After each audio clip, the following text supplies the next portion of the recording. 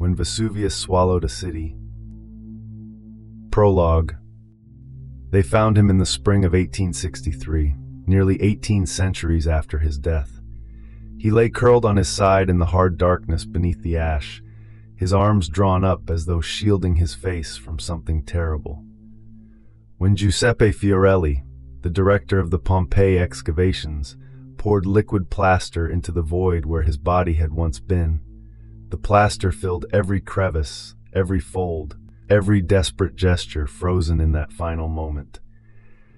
And when the cast hardened and the surrounding ash was chipped away, there he was again, a man reaching through time. His hands were pressed together, his knees were bent, his spine was curved in that unmistakable posture of a person trying to make himself smaller, trying to hide from something that could not be hidden from. What the plaster could not capture was the heat, the choking darkness, the sound of a mountain tearing itself apart, the certainty in those last seconds that the world itself was ending. We do not know his name.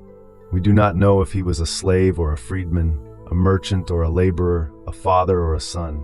The volcanic ash that preserved his final posture erased everything else, his memories, his fears, his hopes for a future that would never come. But we know he was there. We know he was afraid.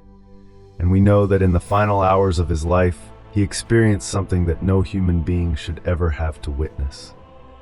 This is not his story. We cannot tell his story, because history has swallowed it whole.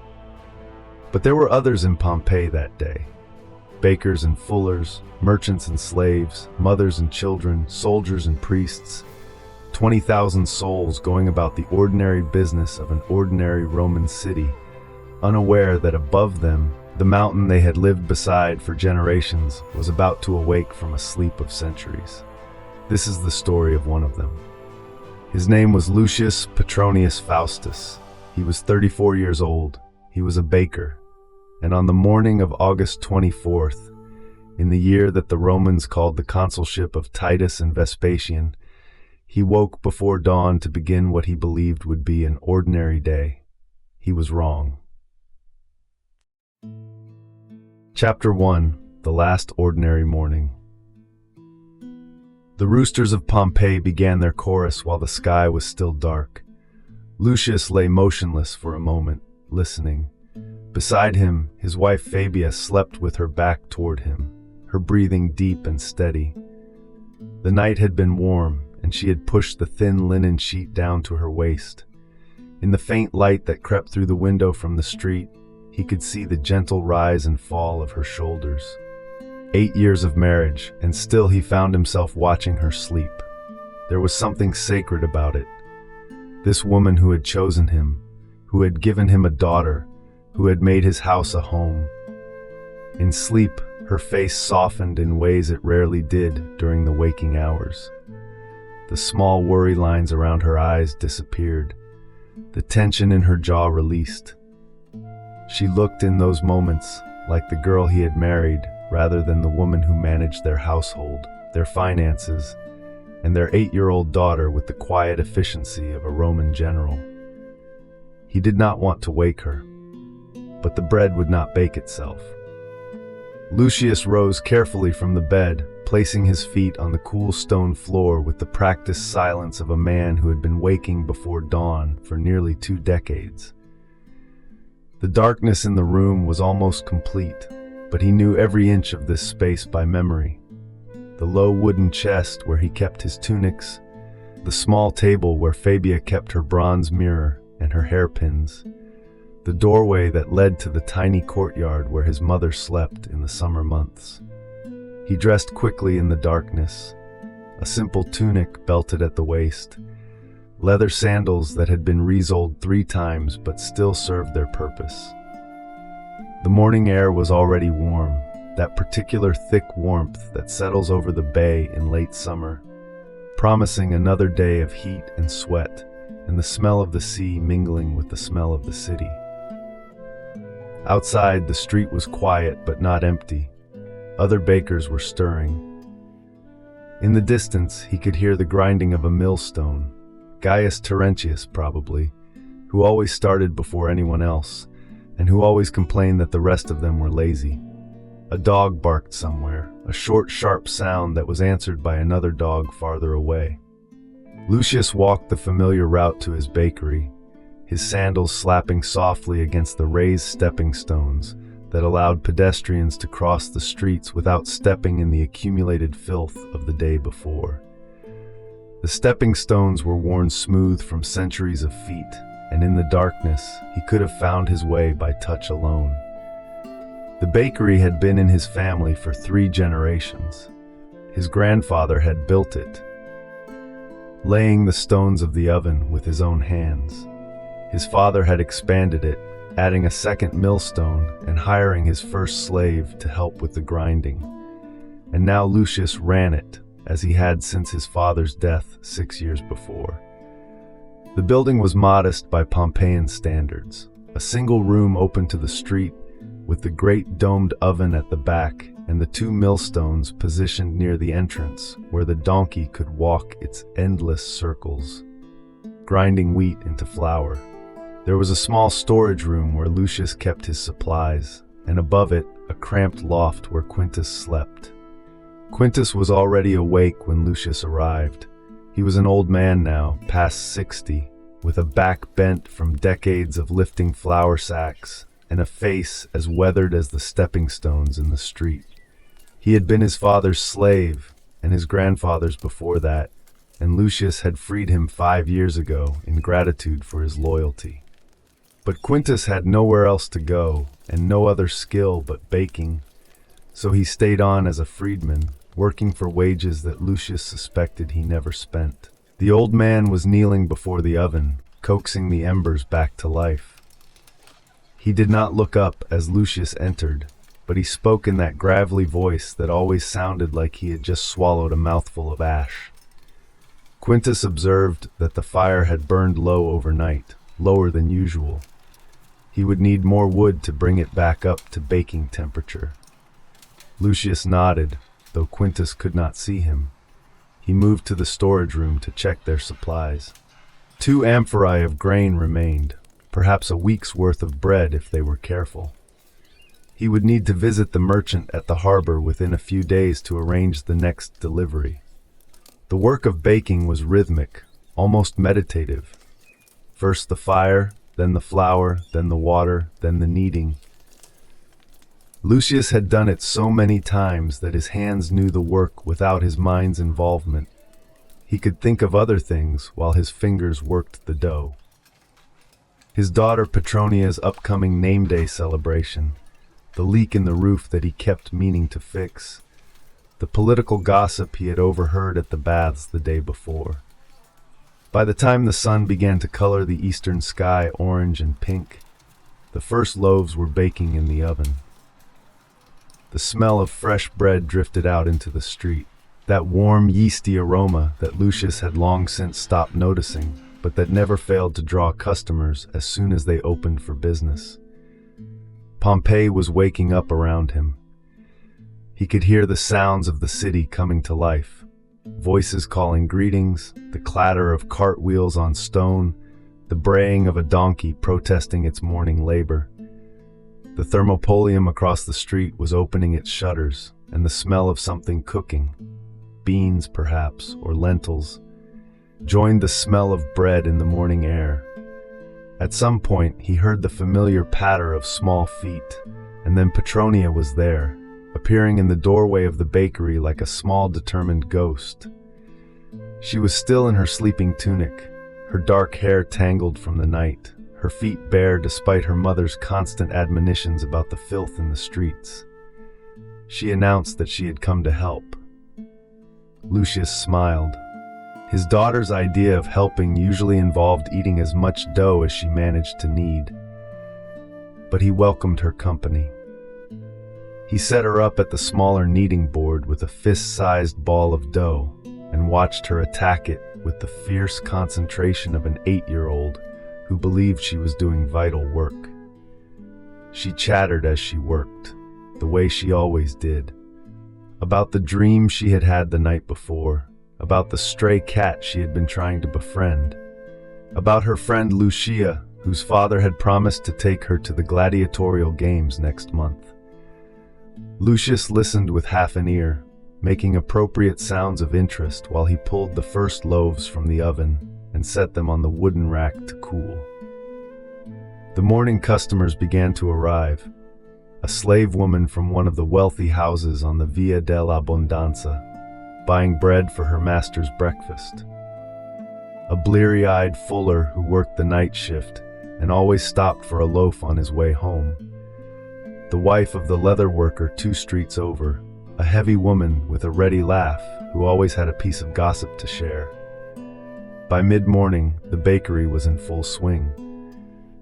Quintus minded the oven while Lucius handled the customers, and Petronia, having grown bored with kneading, perched on a stool in the corner and watched the passing crowd with the bright-eyed curiosity of a child who had not yet learned that the world could be anything other than fascinating. It was a morning like any other. The sun climbed higher, the heat increased, the sounds of the city swelled and then settled into the languid rhythm of midday, when sensible people retreated from the streets to escape the worst of the summer sun. Lucius did not know that this was the last ordinary morning he would ever experience. He did not know that the mountain rising green and peaceful above the bay had begun, deep in its bowels, the process that would end his world.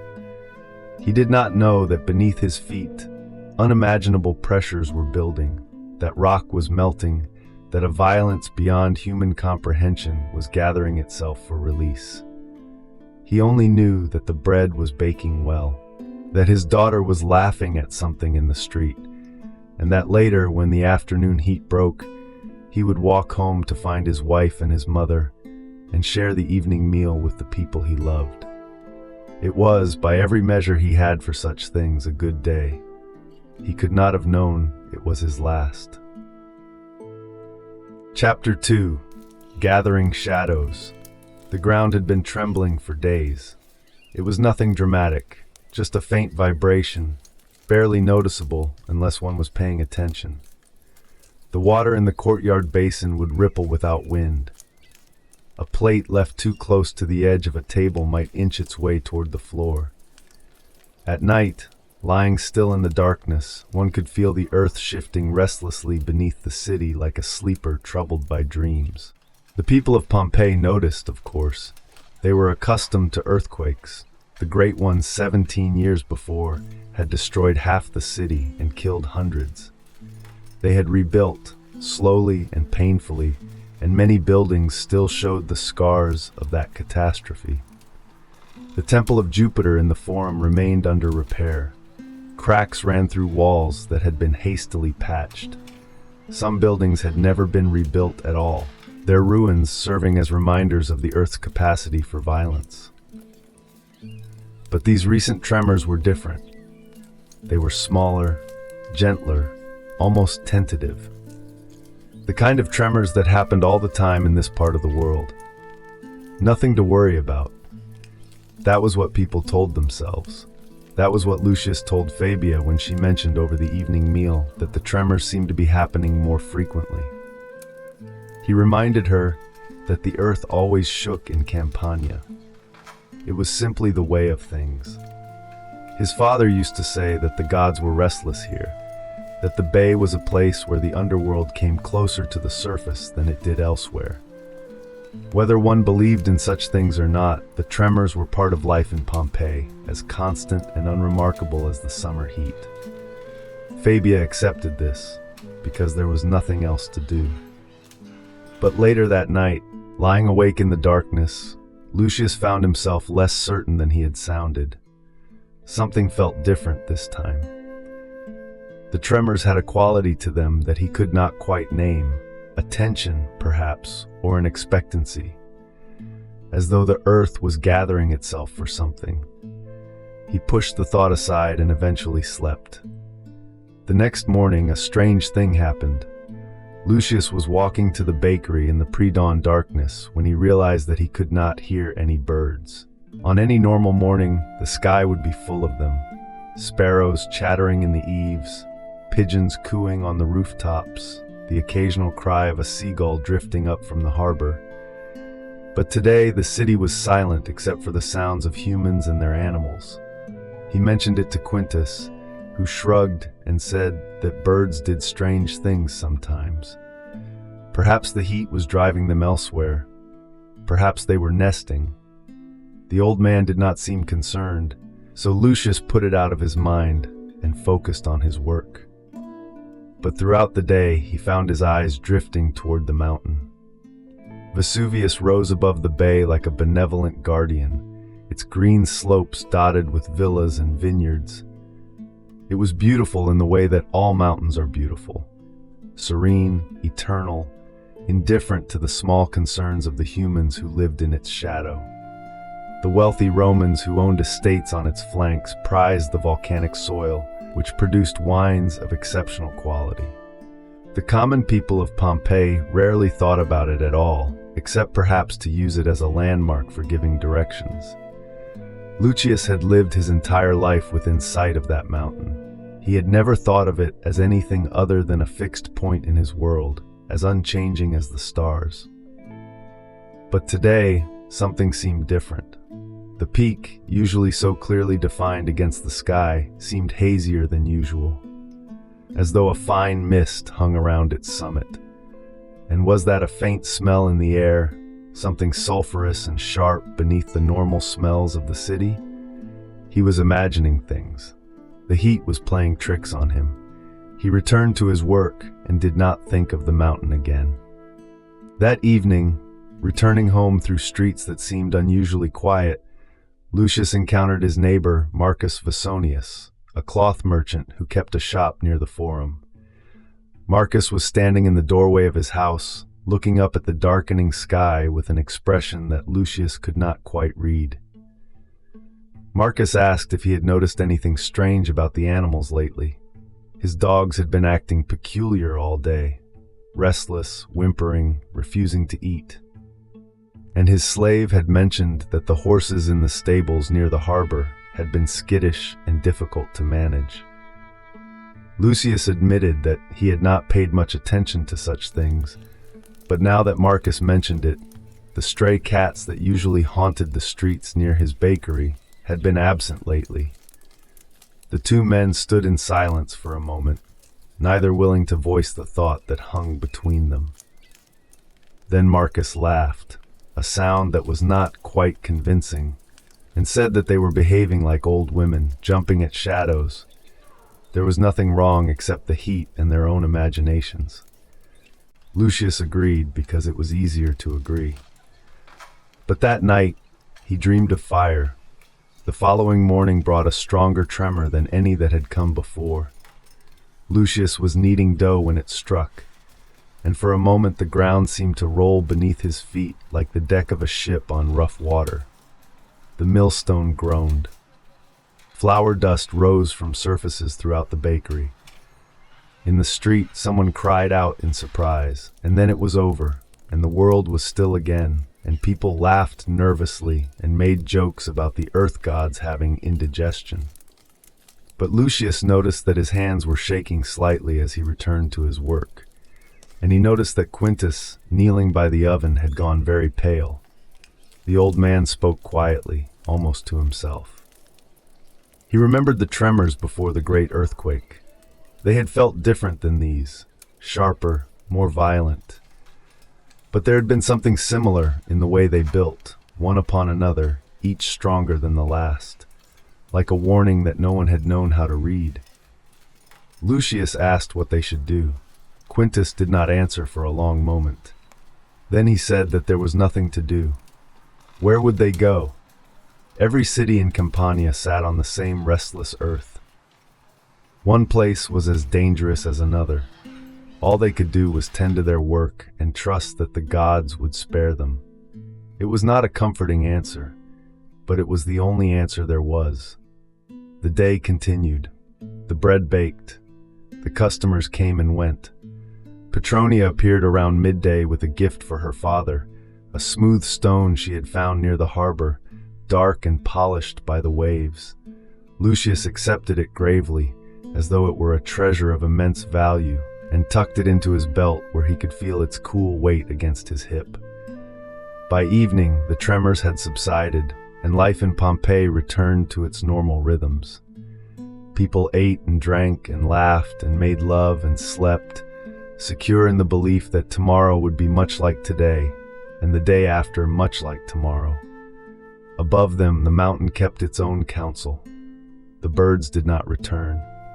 And deep within the earth, in chambers of molten rock that no human eye would ever see, the pressure continued to build. Chapter 3. The Breaking Point. The 24th day of August dawned clear and hot.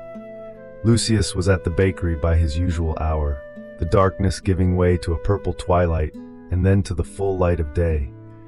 The morning was unremarkable. The tremors had stopped, and people seemed to have forgotten their worries of the previous days. The city moved through its accustomed routines, with the easy confidence of a community that had endured for centuries and expected to endure for centuries more. The first loaves were in the oven by the time the sun cleared the rooftops to the east. Petronia arrived around mid-morning, her mission today to collect payment from a customer who owed 3 sesterti from the previous week. Lucius watched her set off down the street with a satchel over her shoulder and a look of fierce determination on her small face. She was too young for such errands, Fabia would say. But Fabia was not here, and Lucius believed that children learned responsibility by being given responsibility. Besides, the customer in question, a wine merchant named Publius Cassius, was a kindly man who would probably give Petronia a sweet and tell her stories about his travels until she forgot why she had come. The morning wore on, the heat increased.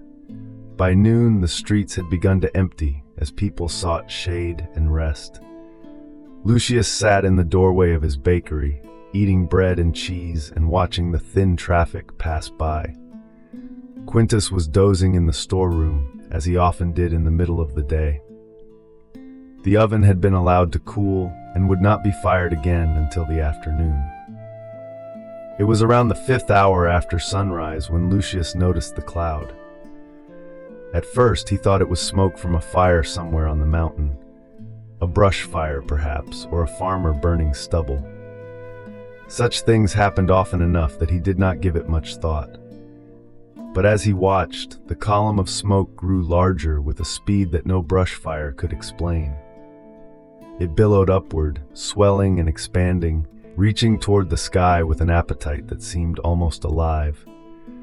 Within minutes, the column had risen higher than Lucius had ever seen smoke rise. It spread at its peak like the crown of a tremendous pine tree, flattening against some invisible ceiling in the upper air and spilling outward in all directions. The color was strange, not the black of ordinary fire, but a peculiar grayish-brown that seemed to glow from within, as though lit by some internal light. And then he heard it. The sound was like nothing he had ever experienced, a deep, resonant boom that seemed to come from everywhere at once.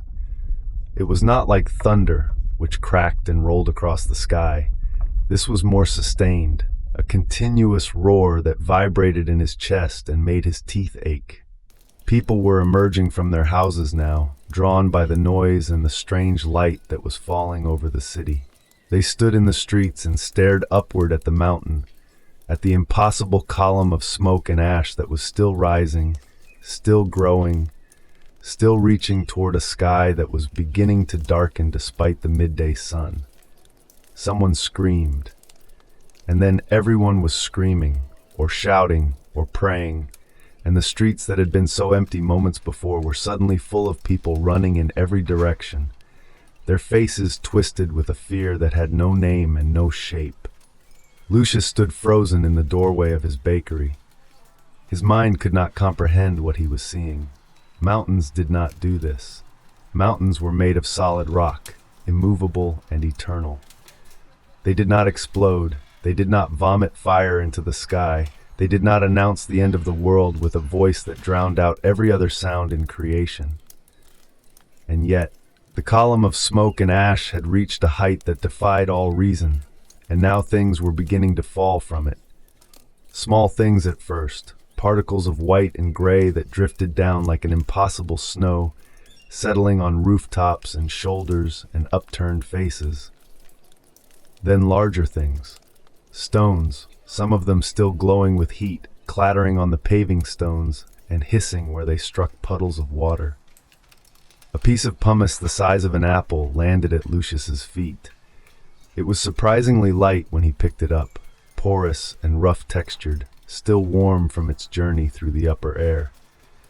He stared at it for a long moment, this impossible object that had fallen from the sky, and then a terrible thought struck him like a blow. Petronia. His daughter had left hours ago. She should have been back by now. The wine merchant's shop was only a few streets away, near the harbor. But the harbor was closer to the mountain than the bakery was, and if the stones were falling here, what was falling there? Lucius dropped the pumice and began to run. The streets had become chaos. People were pushing past him, some running toward the gates, some running toward their homes, some running without any apparent destination at all. The ash was falling more heavily now, a gray curtain that reduced visibility and stung the eyes. A woman stumbled in front of him, and he nearly tripped over her, barely keeping his feet as he pushed forward. He called his daughter's name, but his voice was swallowed by the roar of the mountain and the screams of the crowd. The pumice was accumulating on the ground now, a layer that crunched beneath his sandals and made the footing treacherous. Larger stones were falling. He saw one strike a man's shoulder and send him sprawling, saw another shatter a clay pot that someone had left in the street.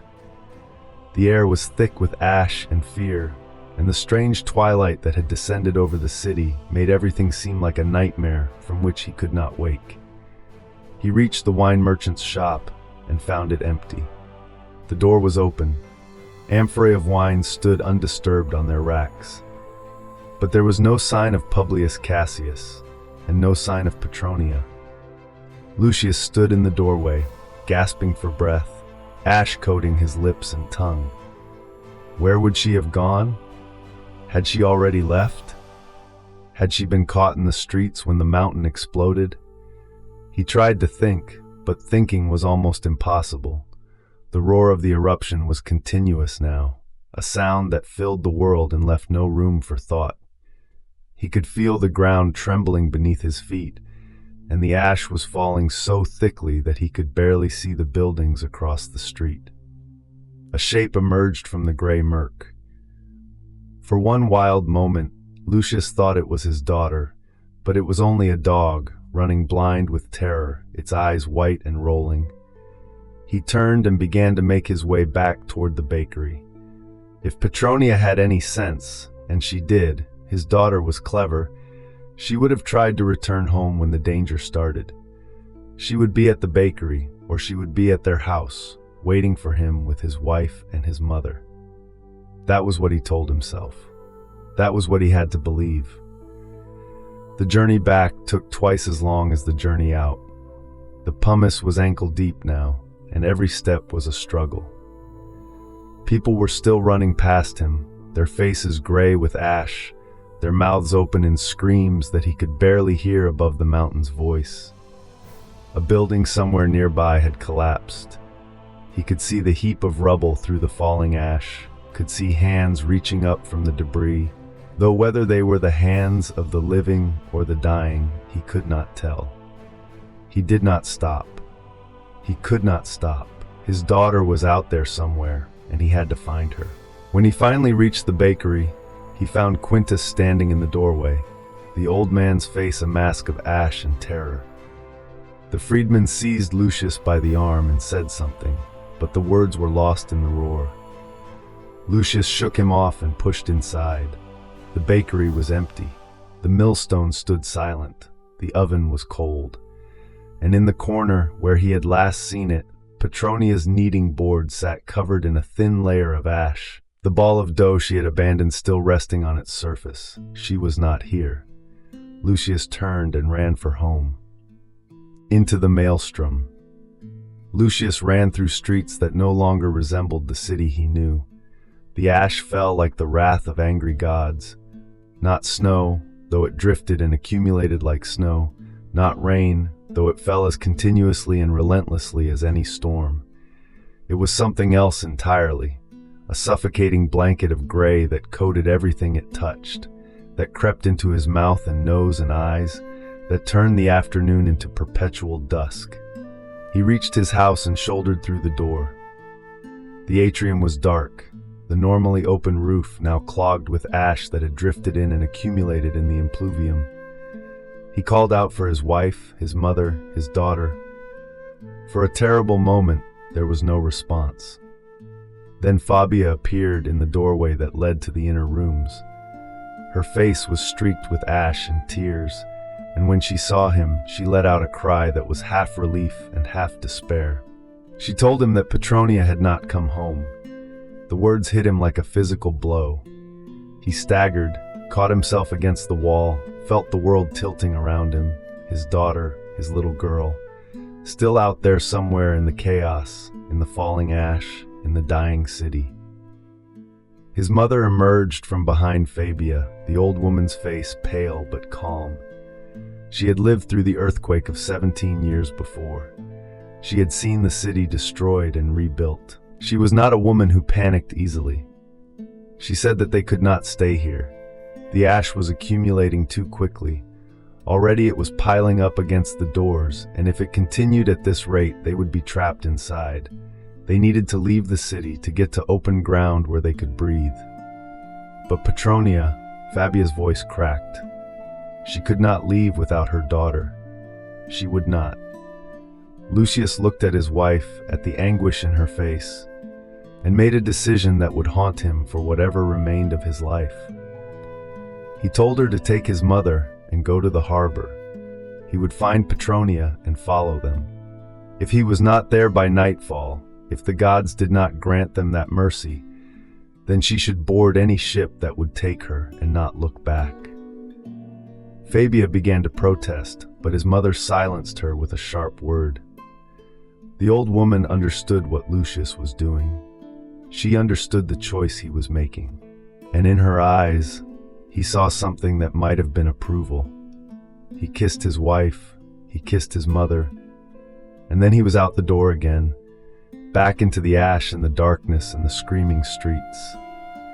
The city was dying around him. Buildings were collapsing under the weight of accumulated pumice, their roofs giving way with groans and crashes that added to the cacophony of the eruption. Bodies lay in the streets, people who had been struck by falling debris, people who had suffocated in the ash, people who had simply given up and lain down to await the end. Lucius ignored them all. He could not help them. He could not even help himself. All he could do was search. He went first to the house of Lucia, his daughter's friend. It was on the way to the Forum, in a neighborhood of modest homes occupied by craftsmen and their families. The door was open when he arrived, the house empty. A child's doll lay abandoned on the floor of the atrium, its painted face staring up at him with blank eyes. He tried the Forum next, reasoning that Petronia might have sought shelter in one of the public buildings there. But the Forum was a scene of chaos. The Temple of Jupiter was groaning under the weight of pumice accumulating on its roof. People were gathered in clusters, some praying to gods who seemed to have abandoned them, others trying to organize evacuations that dissolved into panic before they could begin. He asked everyone he encountered if they had seen a little girl, 8 years old, dark hair, wearing a blue tunic. Some looked at him with pity. Others simply stared, their minds too overwhelmed by terror to process his words. No one had seen her. The afternoon wore on, though the darkness made it impossible to know how much time had passed. The roar of the mountain had become a constant presence, so pervasive that Lucius had almost stopped hearing it. The ash was knee-deep now in some places, and fires had broken out in several parts of the city, adding their smoke to the already unbreathable air. And then he heard it, a child's voice crying out somewhere nearby. He ran toward it, stumbling and falling and rising and running again. The voice came from a collapsed building, a tavern or thermopolium that had given way under the weight of the ash. Roof tiles and wooden beams lay scattered across the entrance, and from beneath them, barely visible in the gray twilight, a small hand was reaching upward.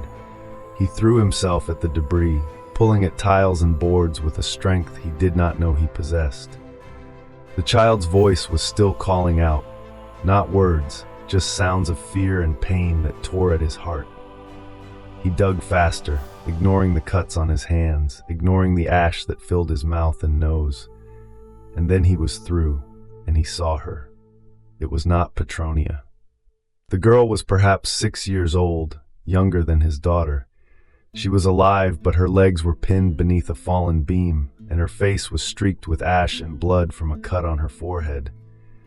When she saw Lucius, she reached for him with both hands, and something in that gesture, so trusting, so desperate, broke something inside him. He could not leave her. He knew it even as the thought formed. He could not walk away from this child, even to search for his own.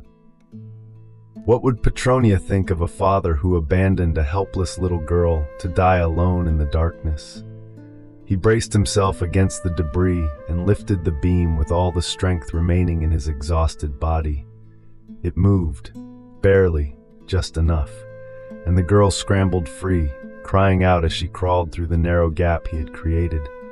When she was clear, he let the beam fall and collapsed beside her, gasping for breath. The girl was clutching at his tunic, saying something he could not understand through her tears. Her legs were bruised but not broken. She could walk. He asked her name, and she told him it was Tertia. He asked where her parents were, and she said she did not know. They had been separated when the building fell. There was nothing to do but take her with him. He lifted her onto his back, her small arms wrapped around his neck, and continued his search through the dying city. The hours blurred together. He searched the streets near the harbor, fighting through crowds of people trying to board ships that were already dangerously overloaded. He searched the areas near the gates, where the press of people trying to flee had created jams of bodies, living and dead. He searched everywhere he could think of, calling his daughter's name until his voice gave out. He did not find her. As night fell, or what would have been night if the sky had not already been dark for hours, Lucius found himself near the harbor once more. The pumice was waist-deep in some streets now, and each step was agony. Tertia had fallen asleep on his back, her small body limp with exhaustion. And there, on the crowded dock, illuminated by the orange glow of fires burning across the city, he saw them. Fabia was standing at the edge of a wooden pier, his mother beside her. They were surrounded by a crowd of desperate people, all pushing toward a merchant vessel that was preparing to cast off. Fabia was scanning the crowd, her eyes wild, searching for a face she feared she would never see again. Lucius pushed forward, calling her name. At first, his voice was lost in the chaos, the screaming of the crowd, the roar of the mountain, the crash of waves against the stone pier. But then Fabia turned and she saw him. The expression on her face, the flash of hope that turned instantly to anguish when she saw Tertia on his back and understood what it meant, was something Lucius would carry with him for the rest of his life. She asked the question with her eyes. She did not need to speak it. He shook his head. Fabia's legs buckled. His mother caught her, held her upright, while Lucius fought his way through the final meters of crowd. When he reached them, Fabia was weeping, great, racking sobs that shook her entire body. He put his arms around her, still holding Tertia, and for a moment the four of them stood together on the edge of annihilation, united in their grief. His mother spoke first. She said they had to go. The ship was leaving. They could not help Petronia now, but they could still save themselves. It was the hardest thing Lucius had ever done. Harder than watching his father die. harder than rebuilding the bakery after the earthquake, harder than anything he had ever imagined. He let go of his daughter, not physically. Petronia was not there to hold. But something in his heart released its grip on the hope that he would find her, that he would save her, that everything would somehow be all right. He let go, and the letting go was a kind of death. They boarded the ship. It was a grain transport, never designed to carry passengers, but the captain had seen the opportunity and was charging everything people had for passage. The deck was packed with refugees. Wealthy merchants in fine tunics standing beside slaves in rags, all of them equal now in their terror. The ship pulled away from the dock just as the pumice reached the level of the pier. Behind them, people who had not made it aboard were screaming, wading into the dark water, trying to swim after the departing vessel. Some of them made it to the sides and were hauled aboard. Others vanished beneath the waves. Lucius stood at the stern, Tertia in his arms, watching Pompeii recede into the darkness. The city was invisible now beneath the ash and the night, but the mountain was still visible, a darker shape against the dark sky, crowned with a pillar of fire that rose to heaven and spread across the... Chapter 5, The Final Hour. Dawn never came to Pompeii. What came instead, in the gray hours before sunrise on August 25th, was something far worse than the pumice and ash that had fallen for 18 hours, something that no human being had ever witnessed and survived. The ship had anchored off Stabiae, several miles south of the eruption, too crowded to make the longer journey to safer ports in the darkness. The refugees huddled on deck, watching the mountain and waiting for morning. Lucius had not slept. He stood at the rail with Tertia pressed against his chest, the little girl wrapped in a borrowed cloak, watching the distant glow that marked the dying city. Fabia sat nearby, her face blank, her eyes fixed on nothing. His mother dozed fitfully, her head resting against a coil of rope. As the first light began to filter through the ash-choked sky, Lucius heard something that made his blood run cold. It was a sound he had heard once before during the previous afternoon, that deep rolling thunder that seemed to come from the very bowels of the earth. But this time, it was louder. This time, it was different. He looked toward Vesuvius and saw, through a gap in the falling ash, something that his mind could not immediately comprehend. The eruption column was collapsing. For 18 hours, that pillar of ash and rock had risen 30 kilometers into the sky, sustained by the unimaginable force of the explosion beneath. But now, finally, that force was failing. The column was falling in on itself, and as it fell, it transformed into something far more deadly than anything that had come before. A wall of darkness was racing down the mountainside.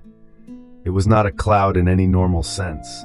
It was a solid mass of destruction, a churning avalanche of superheated gas and ash and rock that moved faster than any horse could gallop, faster than any ship could sail. It seemed to swallow the vineyards and villas on the slopes of Vesuvius, seemed to devour the world as it came. The refugees on deck began to scream. Someone was praying. Someone else was calling for the captain to raise the sails to get them farther from the shore. But there was no time. There was only the watching. The pyroclastic surge reached Herculaneum first. The city vanished in an instant, swallowed by the racing darkness as though it had never existed. Then the surge spread outward, covering the bay, racing toward Pompeii with a speed that defied comprehension.